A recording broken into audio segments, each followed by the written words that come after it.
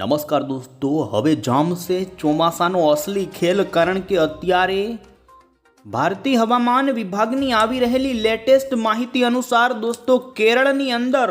ચોમાસું બેસવાની તારીખ જાહેર કરી દેવામાં આવી છે. તો અત્યારે જ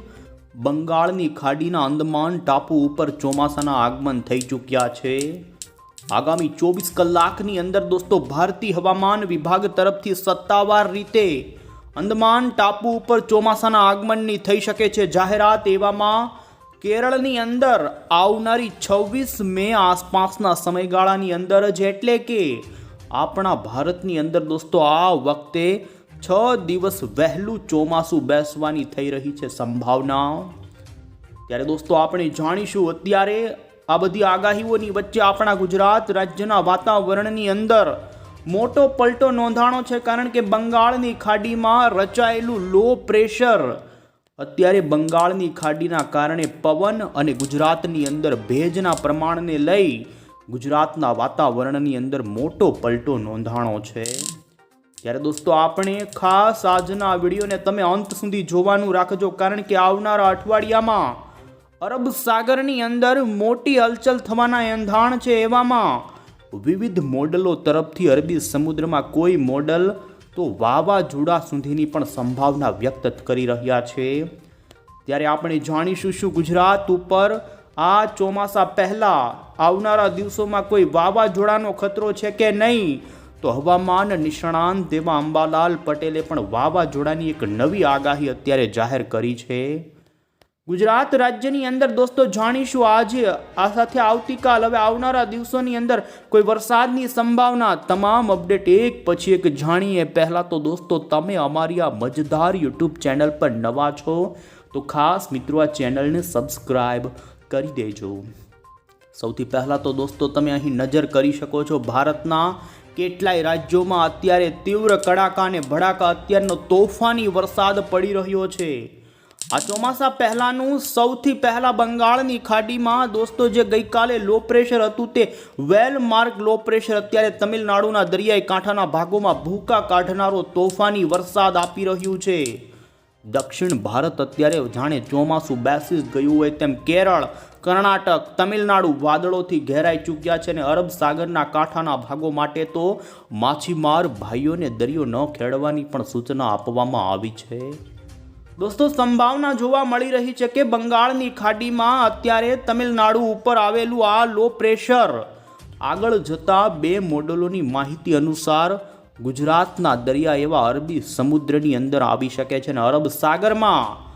આ જ સિસ્ટમના નબળા પડેલા રેમનન્ટ એટલે કે નબળા પડેલા અવશેષો આવનારા દિવસોમાં અરબી સમુદ્રમાં તે સિસ્ટમ ફરી મજબૂત થાય અને ગુજરાત રાજ્યને જાણીશું કેવી અસર કરશે. એ પહેલાં તો અત્યારની આવી રહેલી IMDની લેટેસ્ટ આપણે આગાહીઓ જોઈ લઈશું. તો તમે જોઈ શકો છો ભારતીય હવામાન વિભાગ તરફથી અત્યારે જે લેટેસ્ટ બંગાળની ખાડીમાં સક્રિય સિસ્ટમ અંગેનું બુલેટિન જાહેર કરવામાં આવ્યું, જેમાં અહીં સેટેલાઇટ ઇમેજની અંદર જોઈ શકો છો બંગાળની ખાડીમાં સક્રિય વેલ માર્ક લો પ્રેશરનું લોકેશન બતાવવામાં આવી રહ્યું છે. આ સિસ્ટમના કારણે અત્યારે દોસ્તો દક્ષિણ, મધ્ય અને પશ્ચિમની બંગાળની ખાડી હોય કે અંદમાનનો ટાપુ તો દક્ષિણ ભારતના રાજ્યોમાં વાદળોની ગતિવિધિ જામે સક્રિય બની છે. અહીં જોઈ શકો આ અંગેનું ઓફિશિયલ બુલેટિન જે રજૂ થયું છે, જેમાં ગઈકાલ વેલ માર્ક લો પ્રેશર હતું તે અત્યારે પણ દક્ષિણ ભારત, તમિલનાડુ આજુબાજુ બંગાળની ખાડી પર સક્રિય છે અને હજુ પણ આ સિસ્ટમ ત્યાં યથાવત રહી શકે ને હવે દક્ષિણ ભારતમાં ધીમે ધીમે તે સિસ્ટમ નબળી પડવાની પણ સંભાવના રહી શકે. અહીં તમે જોઈ શકો છો દોસ્તો બંગાળની ખાડીમાં અત્યારે 30થી લઈને 40 કિલોમીટર પ્રતિ કલાકની ઝડપના પવનો ફૂંકાઈ રહ્યા છે અને જેના કારણે આ કાંઠાઈ ભાગોમાં માછીમાર ભાઈઓ માટે દરિયો ન ખેડવાની સૂચના આપવામાં આવી. તો બીજી તરફ તમે IMDનો જોઈ શકો છો ભારતના તમામ રાજ્યોનો વરસાદની આગાહીનો જે અત્યારનો નકશો આવ્યો છે, જેમાં દક્ષિણી ભારતના લગભગ તમામ, જેમાં આંધ્રપ્રદેશ, તેલંગાણા, કર્ણાટક, તમિલનાડુ, કેરળ, મધ્યપ્રદેશના પણ અમુક, છત્તીસગઢના, તો રાજસ્થાન, આમ ઉત્તરી ભારતના રાજ્યોમાં પણ અત્યારે હવામાન વિભાગે વરસાદની આગાહી વ્યક્ત કરી છે.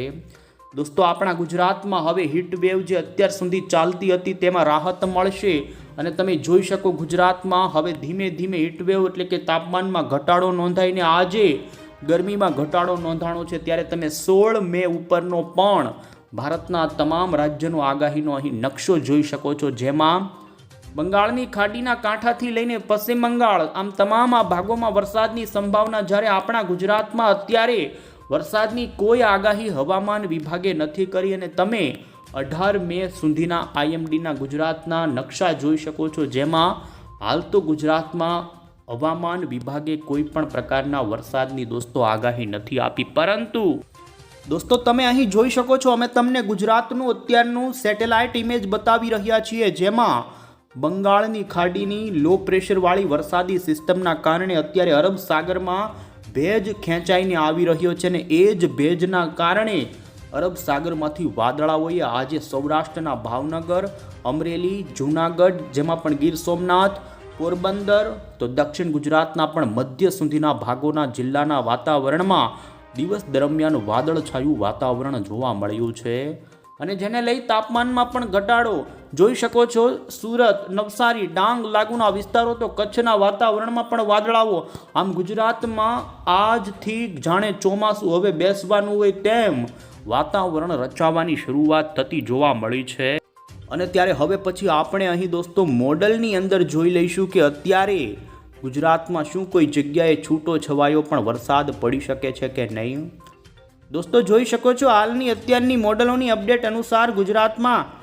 હવે પછી આવનારા દિવસોમાં સૌરાષ્ટ્ર, દરિયાઈ કાંઠા આ સાથે દક્ષિણ ગુજરાતના દરિયાઈ કાંઠાના વિસ્તારોની અંદર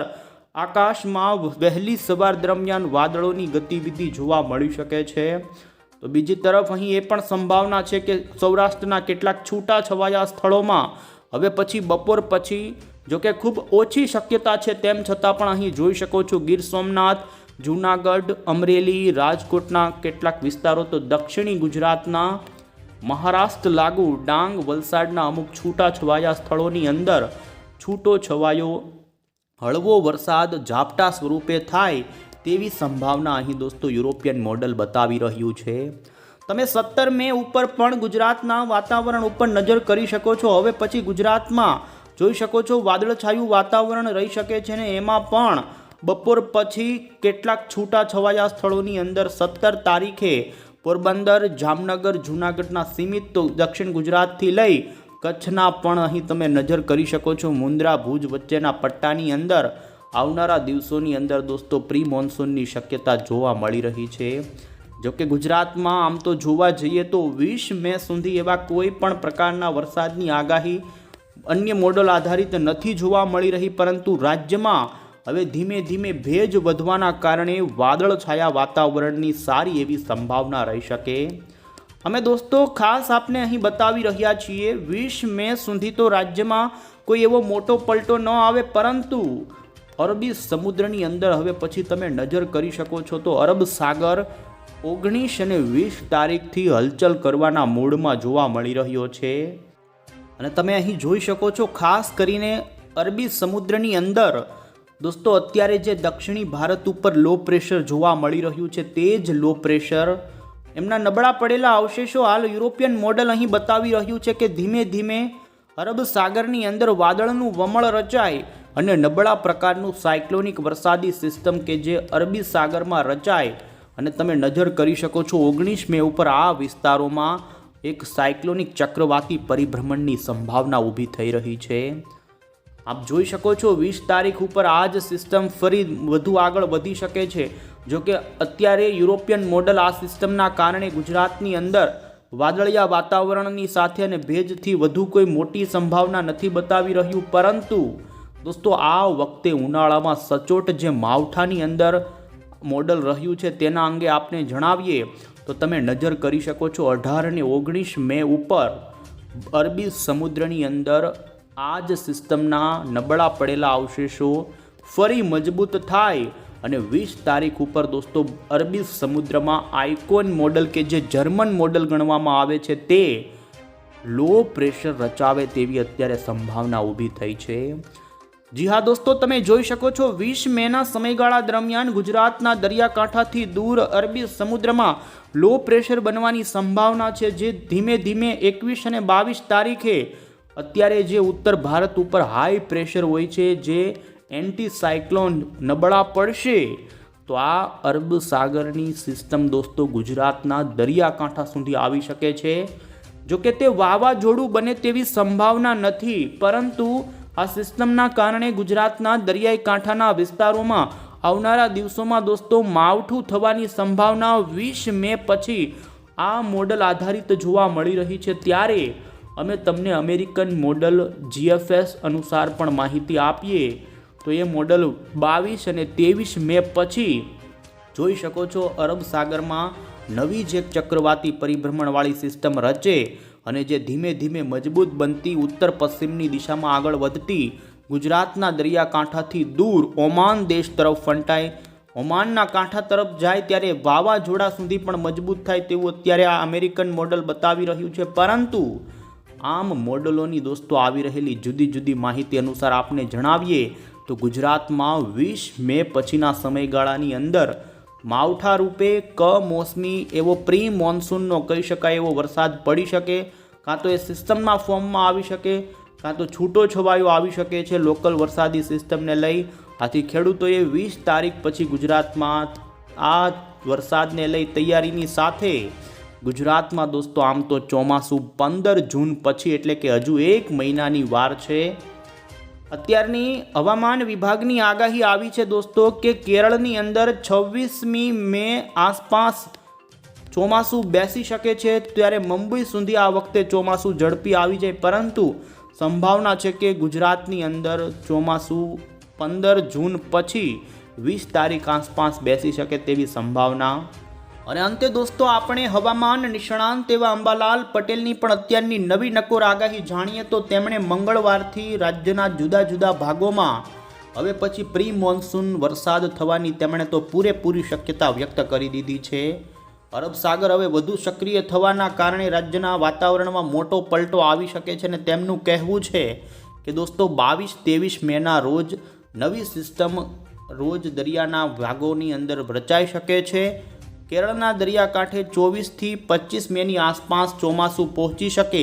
અને જેના કારણે અરબ સાગર વધુ સક્રિય બને અને ગુજરાતમાં વહેલા વરસાદની આશા અંબાલાલ પટેલ તરફથી દોસ્તો વ્યક્ત કરવામાં આવી છે. ને હાલ હવે પછી ગુજરાતમાં ગરમીનો પારો પણ ઘટે તેવું તેમનું કહેવું છે અને તમે જોઈ શકો છો હવે ગરમી ઘટવાની સાથે રાજ્યમાં મંગળવારથી પ્રી મોન્સૂન વરસાદની આગાહી અંબાલાલ પટેલે કરી છે.